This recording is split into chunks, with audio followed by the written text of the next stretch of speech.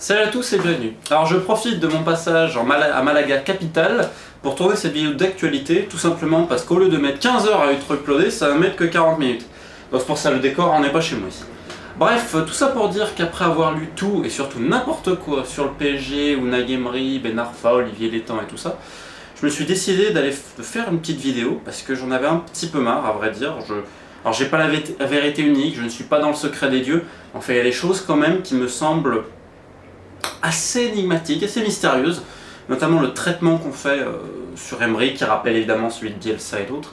Je veux dire, quand tu entends un journaliste qui a sa propre émission de télé te dire à un ami à moi dans un café « mais j'espère qu'on va l'enfoncer celui-là » en parlant d'Emery, et comme si ce journaliste-là avait une influence et qu'il pouvait peser sur la direction d'un grand club, alors c'est là que tu commences un peu à avoir peur. Ensuite tu vois d'autres choses qui n'ont jamais existé, qui sont sorties, le coup de Messi et tout. Je veux dire, quand Unai fait ce genre de réflexion, je peux le dire, c'est en tête à tête avec le joueur, c'est pas devant tout le groupe. Donc bon, il y a plein de choses comme ça que j'ai pas vraiment compris, donc on va récapituler un petit peu tout, et on va commencer par le point de base, Olivier Létang. Je crois qu'Olivier Létang et sa récente prolongation, alors ça, bon, j'en ai parlé à certains amis qui sont autour du PSG, c'est vraiment quelque chose que personne n'attendait, tout simplement parce qu'il y avait des discussions pour un départ d'Olivier Létang. Il faut savoir qu'à l'intérieur du club, on parle toujours du départ de Kingsley Coman. Alors, il y a plein de versions qui sont sorties, je vais juste vous en dire une seule. À l'intérieur du club, tout le monde sait qui est le responsable.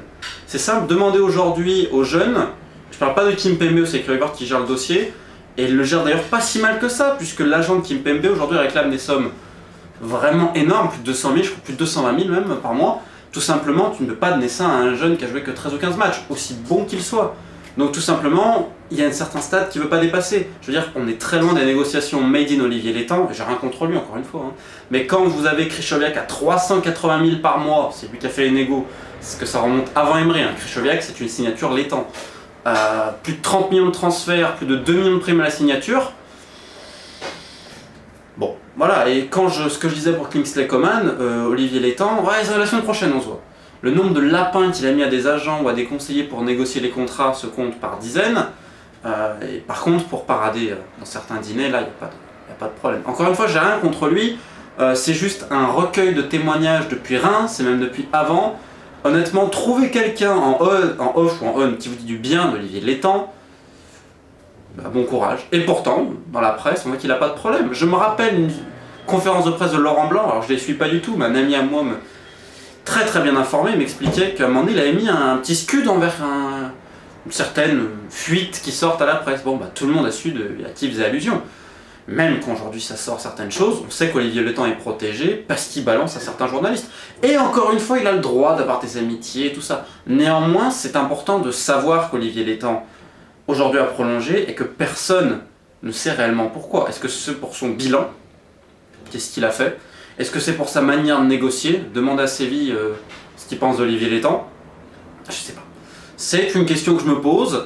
Et surtout, la question, c'est à quoi sert Kluivert aujourd'hui? Ce qui est intéressant, c'est que c'est là où on voit que le PSG, et je suis pas là pour critiquer spécialement, j'habite pas Paris, je connais pas le PSG au quotidien, et tant mieux, mais je me pose des questions, alors qu'il y a un chat qui est en train de me monter dessus. Comment est-ce possible qu'un aussi grand club puisse avoir des fondations aussi fragiles?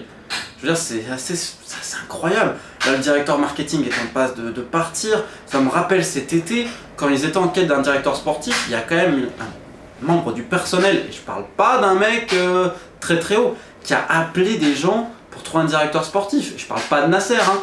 Je crois que c'était quelqu'un de la com, on me confirmera, personne ne se reconnaîtra.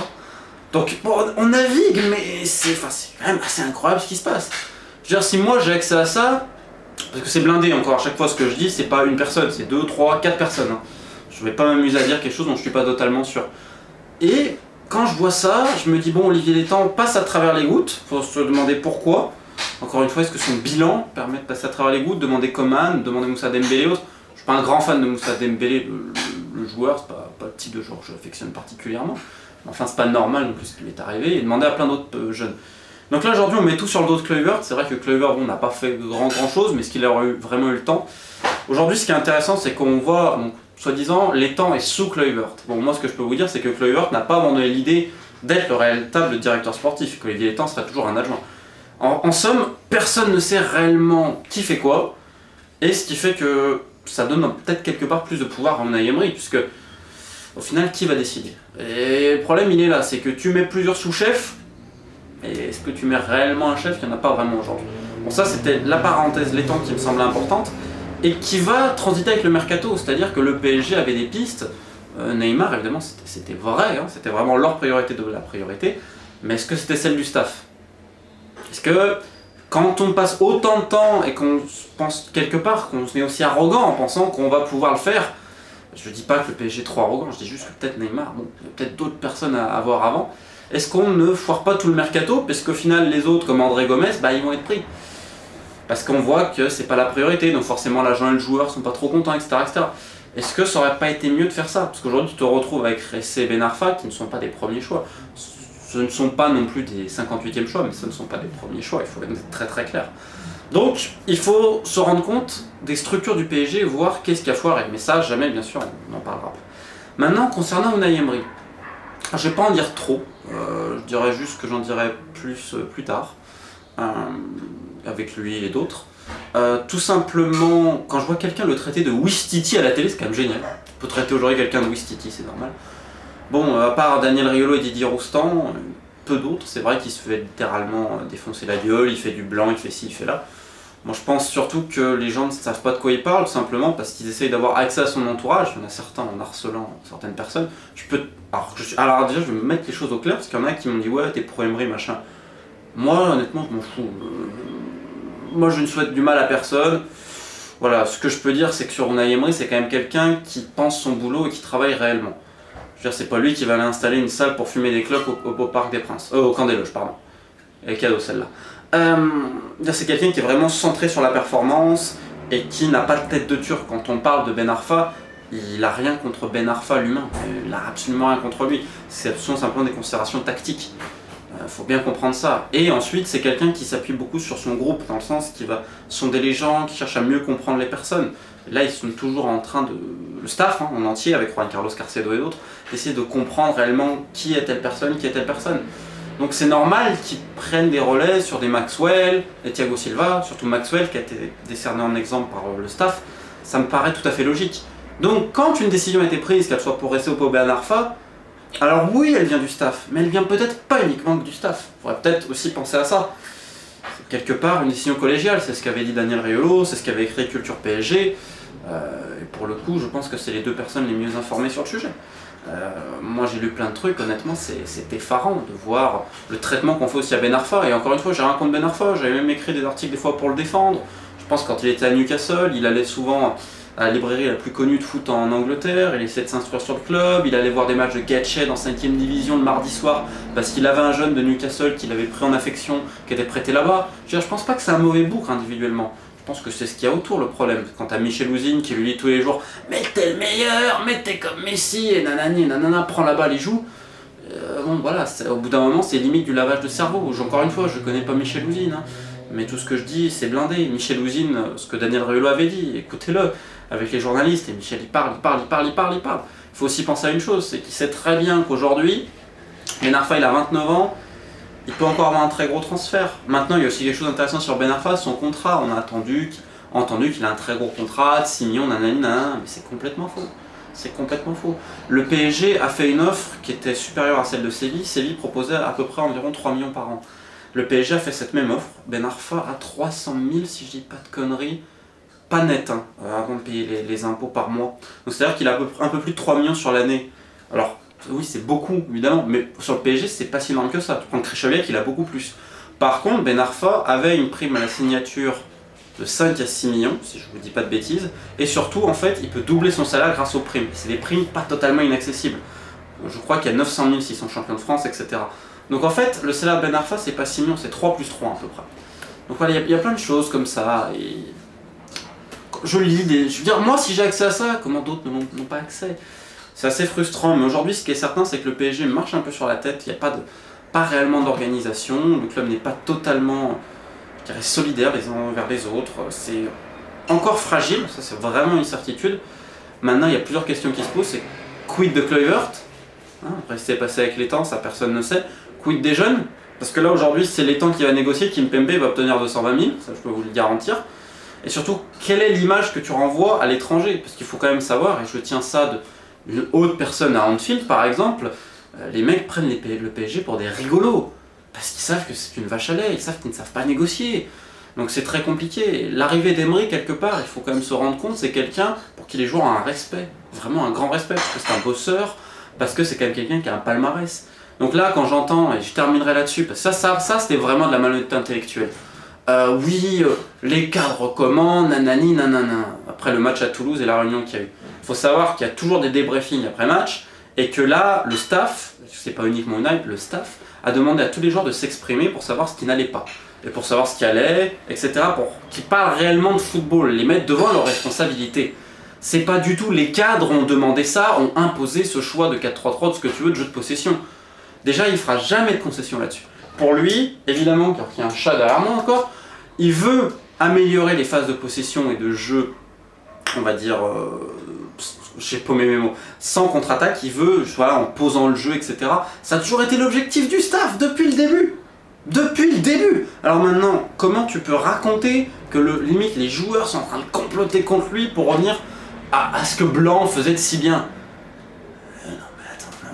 Non mais c'est aberrant, alors que le staff a demandé aux joueurs de parler de foot. Et la vérité, elle est là, elle est pas ailleurs. Et encore une fois, si je l'ai, je vois pas comment des mecs ne l'ont pas alors qu'ils suivent le PSG au quotidien.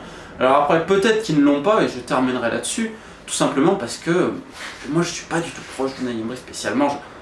Alors oui, je l'avais interviewé, machin et tout. Mais quand je me suis fait harceler, honnêtement, c'était l'harcèlement. J'ai reçu des SMS, c'est dommage que mon portable a totalement déconné, je l'ai formaté, à 1h du matin, un samedi soir, à 2h du matin. Ouais, tu peux pas me filer son numéro, nanani, nanana. Et les mecs, genre, si tu les écoutes, ah, mais on fait quelque chose de bien, c'est super, leur ambiance c'était de la merde. Je parle des mecs du Parisien, des mecs de l'équipe et autres. Hein. Et ensuite, moindre truc, ils vont me défoncer la gueule. Enfin, c'est absolument incroyable, moi je n'étais vraiment pas dedans, parce que moi je vis quand même loin, je m'implique pas trop dans l'actualité, dans les gros clubs, mais vraiment j'ai découvert des trucs, c'était aberrant quoi. Et bon, après ça se fait dans les autres pays, hein, c'est pas uniquement une exception française, faut bien le comprendre, même si le mépris que suscite Emery, je trouve ça incroyable. Je trouve qu'on parlait évidemment trop de lui aussi, trop du PSG en l'occurrence, mais bon, c'est visiblement une certaine mode. Moi je me mêle pas trop de ça, encore une fois, comme je vous le disais. Écoutez plus ce que Didier Roustan et Daniel Riolo. Je suis pas toujours d'accord avec Daniel, mais là-dessus évidemment il a raison. Laissez du temps à Unai, surtout que bon voilà, je vais quand même faire dire. Terminer là-dessus, excusez-moi, je dis à chaque fois ça. Il y a plusieurs axes de progression dans son PSG. Ils n'en sont pas encore arrivés là où ils veulent arriver, le staff. Mais d'abord, donc il y a cette idée voilà, de se comprendre les uns les autres, d'arriver à refaire un jeu. Parce que bon, c'est pas un champ de ruines, parce qu'il y a quand même des bons joueurs, mais tu dois repartir de zéro. Donc vraiment, il y avait cette idée d'abord de jeu sans ballon, ce qui manquait selon lui au PSG. Il manquait beaucoup de qualité de jeu sans ballon, notamment quand à la récupération et cette transition. Et ensuite, tu vas insérer des phases de possession. Mais est-ce qu'il a réellement les joueurs pour faire ça? Est-ce qu'avec des Blaise Matuidi et autres, on peut réellement jouer ce football-là? Voilà, c'est des questions. Maintenant, je sais qu'il y a des joueurs qui sont peut-être attendus, des profils ciblés. Ce sont des gens qui sont capables justement de jouer sans ballon, d'aller dans les espaces. Vous croyez sincèrement que le staff est content de voir des milieux offensifs ne pas marquer? Non, évidemment qu'ils aimeraient que Cavani soit épaulé par des Di Maria capables de marquer. Bon voilà, mais ça prend du temps. Est-ce que les joueurs visiblement ont du... Je pense qu'il y a des déceptions individuelles. Mais voilà, il n'y a pas non plus péril en la demeure. Le staff n'est pas inquiet, etc. Encore une fois, cette vidéo elle n'est pas pour être pro-Emery, elle est juste pour rappeler certaines vérités et pour terminer, encore une fois je dis ça, sur Ben Arfa, s'il est revenu dans le groupe, c'est parce qu'il s'est mis en entrée ces dernières semaines. Après, il avait un problème de poids, faut être honnête, il arrive bien trop lourd. Après, qu'il fasse les chichas, machin, il y avait encore 3 jours, il était avec un pote à moi, il est sorti une chicha à 3h du mat, boire, etc. Bah, je veux dire, tu prends l'effectif de Nice l'année dernière et l'année d'avant, surtout l'année d'avant, 95% des joueurs faisaient ça, toutes les semaines. Tu prends des mecs que je connais en première ligue, leur occupation, dans leur vestiaire, dans leur casier, ils ont la chicha, c'est incroyable. Bon, le problème, c'est qu'il y en a qui n'ont pas de problème à faire ça, mais il y en a d'autres, bah non, parce que Ben Arfa, quand il va manger trop de kebab, ça va se voir, c'est très con, mais c'est comme ça, il y en a qui sont moins... Voilà, il y en a qui n'ont pas ça. Donc c'est vrai qu'en VMA, Ben Arfa était à la rue, pour ça qu'il a joué en neuf. C'est parce qu'il n'était pas capable de faire autre chose au début. Le staff l'a d'ailleurs un peu expliqué. Donc, qui est le fautif? Et encore une fois, je suis pas là pour tailler Ben Arfa, mais aujourd'hui Ben Arfa a travaillé, a fait des séances en plus, a perdu du poids. C'est quelqu'un qui joue beaucoup sur l'explosivité. Donc voilà. Faut pas s'étonner de le revoir dans le groupe, et faut pas s'étonner de voir Ressé qui n'a pas joué. Regardez Ressé, est-ce que physiquement il est prêt? Voilà. Donc on est sur des choses très très bêtes. C'est pas de la tête de Turc, non.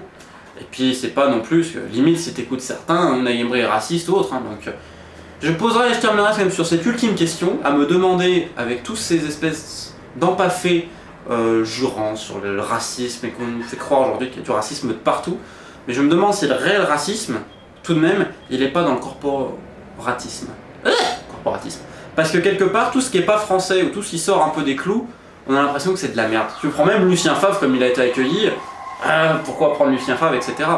Le mec, je trouve que cet irrespect-là qu'on retrouve dans le domaine médiatique et dans le domaine des entraîneurs, il est gravissime. Quand je vois aujourd'hui que Sébastien Tarago défend bec et ongle des René Girard et des Mankowski comme si c'était les chantres du football européen, j'ai qu'une seule question. Pourquoi René Girard, qui a des agents anglais, n'a toujours pas trouvé de poste à l'étranger? Même en D2, il était prêt à prendre des clubs comme Barnsley. Pourquoi? Sur cette interrogation, je vous souhaite une excellente fin de journée. Et puis si vous avez des questions, mettez-moi en commentaire ou autre. J'hésiterai pas à refaire une vidéo sur le sujet. Mais encore une fois, je garde plein de choses parce qu'il peut-être il se pourrait qu'à la rentrée, quelque chose de sympathique sur le sujet. Je vous souhaite une excellente fin de journée.